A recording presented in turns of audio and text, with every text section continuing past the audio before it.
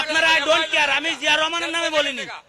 আপনি যে কথাটা বললেন, আপনি আপনি অ্যাকুরেট না জানি একটা কথা বলেছেন। আপনার কি মনে হয়? আপনার সঙ্গে আমি কথা বলতেছি, শোনেন। আজকের শেখ মুজিবুর রহমানের মাথায় কি প্রস্তাব করা হয়েছে? 32 নম্বরে কি আগুন জ্বালাই দিয়েছে? তা জিয়ার রহমানের মাথায় প্রস্তাব করবে না, তার গ্যারান্টি আপনি দিতে পারবেন? এই যে বাঙালি আছে, নিকৃষ্ট বাঙালি, এদের না আছে বুক না আছে পাছা। এরা 2 টাকার দায় মায়ের গহনা চুরি করতে পারে, 2 টাকার দায় বাপের বাজারের ভিতরে চল মারতে পারে।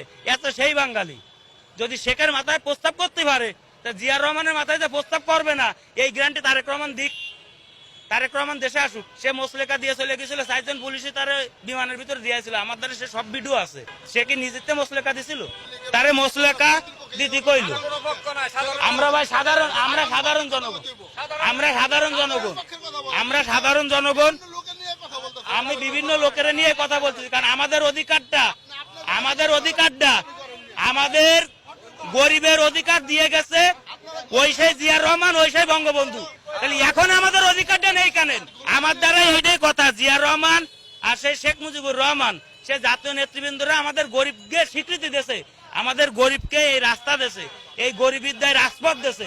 তাহলে আজকের কেন সেই গরিব রাস্তায় না খেয়ে মরবে? গরিবের কেন চিকিৎসা হবে না? এক ডক্টর ইউনূস আসার পরে